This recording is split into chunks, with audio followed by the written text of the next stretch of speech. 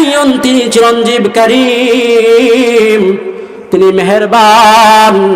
ইয়াস্তাহি মিন আবদিহি ইযা রাফা ইয়াদাইহি আন ইয়ারুদ্দাহুমা সিফরা।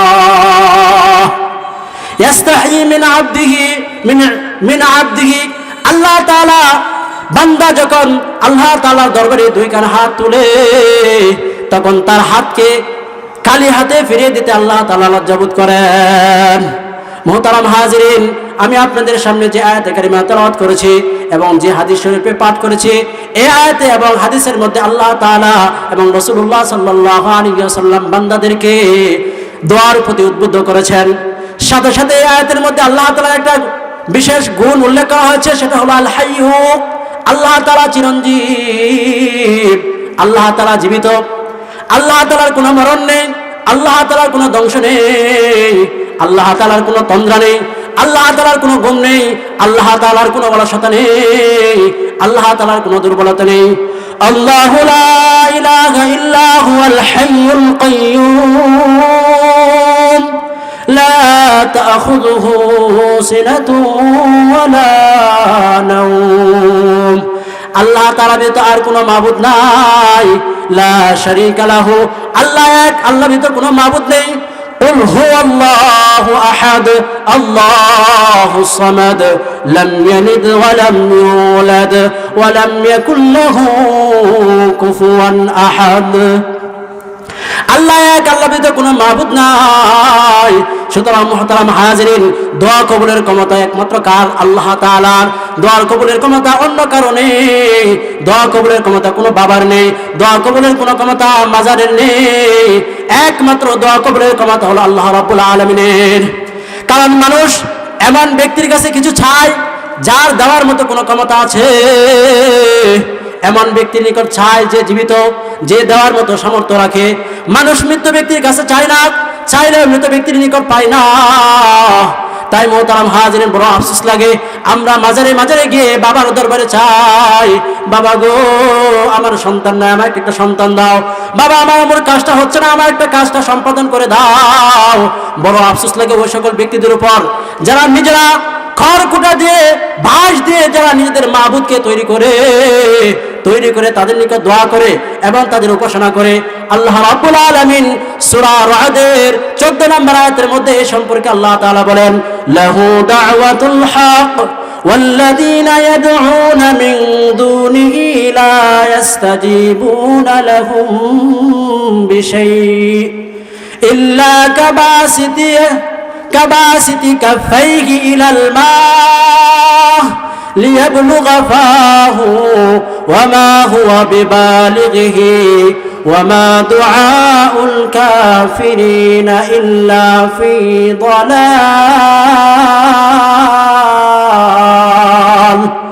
আল্লাহ তাআলা বলেন, লাহু দাওয়াতুল হক, সত্যের বাণী একমাত্র আল্লাহ তাআলার জন্যই।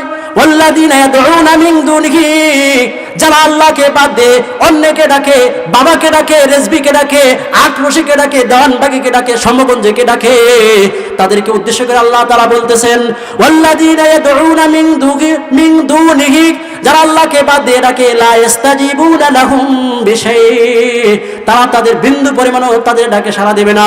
তাদের দৃষ্টান্ত ওই ব্যক্তির মতো, ইল্লা কাবাসিতি কাফাইহি ইলাল মা, তাদের দৃষ্টান্ত ওই ব্যক্তির মতো যে পানির দিকে তার হাতকে সম্প্রসারিত করেছে, লিয়াবলুগা ফাহু, যেন পানিটা তার মুখের দিকে চলে আসে। আল্লাহ তাআলা বলেন, না না, ওয়ামা হুয়া বিবালিগহি, ওই পানি তার নিকট জীবনে আসবে না। ঠিক তদ্রূপ যারা আল্লাহকে বাদ দিয়ে অন্যের উপাসনা করে বাবার নিকট যায়, বাবার নিকট গিয়ে তাদের নিকট গিয়ে দোয়া করে, আল্লাহ তাআলা বলেন এই দোয়া তাদের কোনো কাজে আসবে না। আল্লাহ তাআলা নিজে বলতেছেন, ওয়ামা দুআউল কাফিরিনা ইল্লা ফি দালাল।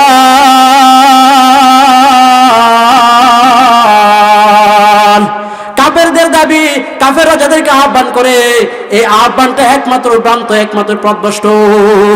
মুহতারাম হাজিরিন ও মুসলমান ভাইগণ, যারা আল্লাহকে বাদ দিয়ে অপরের ইবাদত করে তারা এত দুর্বল যে সকল মূর্তিদের ইবাদত করে তারা এত দুর্বল যে তাদের সামনে থেকে যদি দুধ কলাগুলো খেয়েও নিয়ে যায়, কুকুর যদি দুধ কলা খেয়েও যায়, সেটা ফেরানোর মতো তাদের কোনো ক্ষমতা নাই। তাদের নাকের ডগায় যদি মাছি বসে যদি পায়খানা করে দেয়, তারপরে তা সরানোর মতো তাদের ক্ষমতা নাই। আল্লাহ তাআলা সূরা হজের 73 নম্বর আয়াতের মধ্যে বলেন, ইয়া আইয়ুহান নাসু দরিবা মাসালুন ফাসতামিউ লাহু ইন্নাল্লাযীনা তাদউনা মিন দুনিল্লাহি লা ইয়াখলুকু যুবাবান ওয়া লা ইজতামাউ লাহু وإن يسلبهم الذباب شيئا لا يستنقذوه منه ضعف الطالب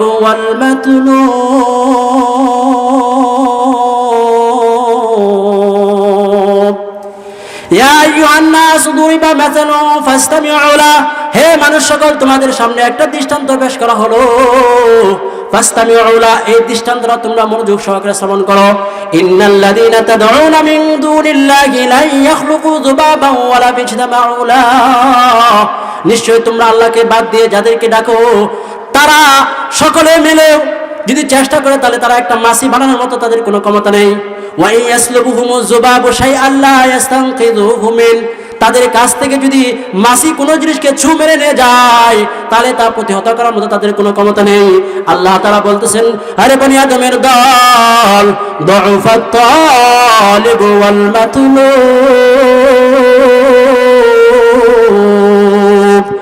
যারা আহ্বান করে, যাদেরকে আহ্বান করা হয় তারা উভয়জনেই দুর্বল।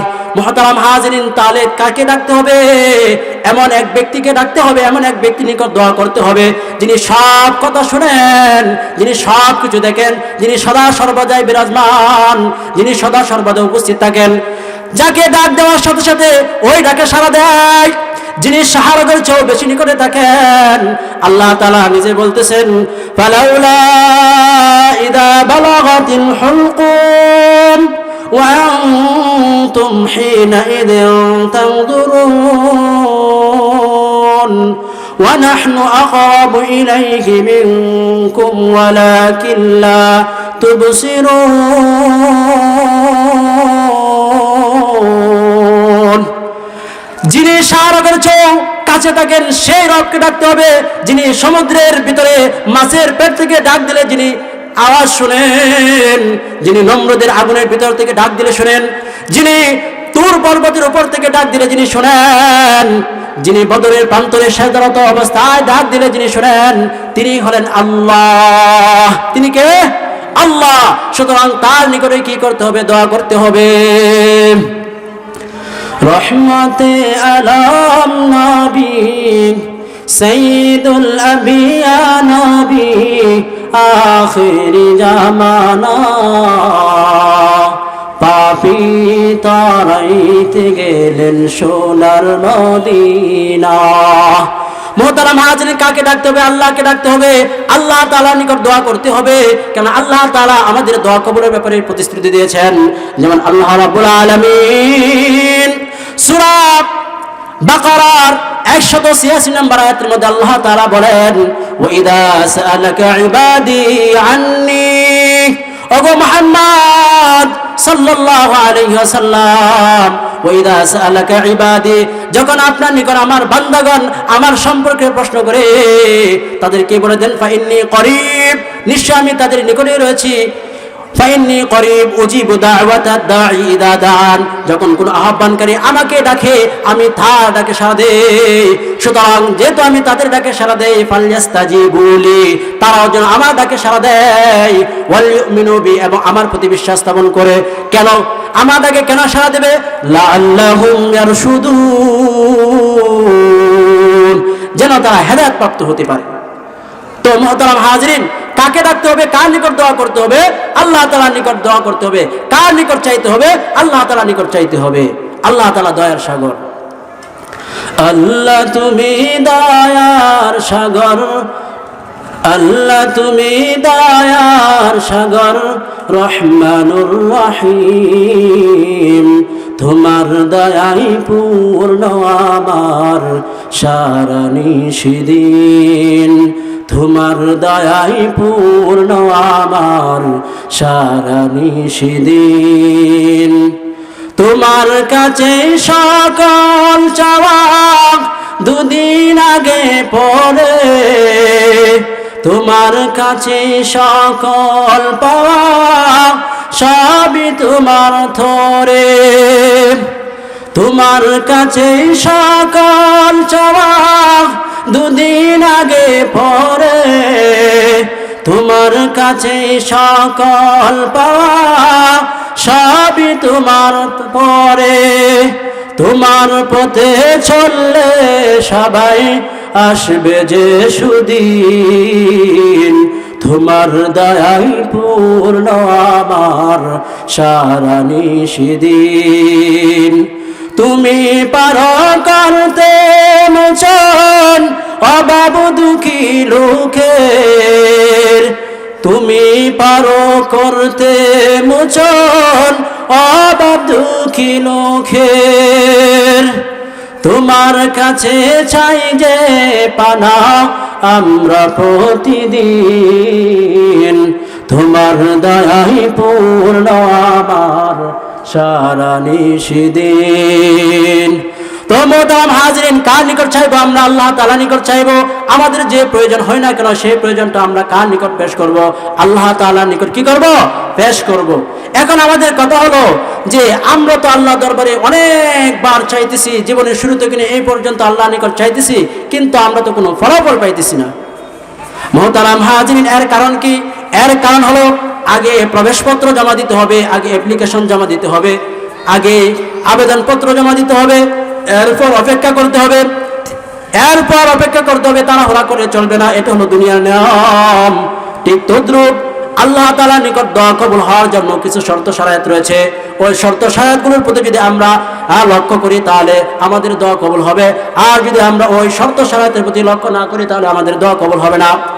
তাই দোয়া কবুল হওয়ার জন্য মোটামুটি 5টা শর্ত আছে। 1 নম্বর শর্ত, দোয়া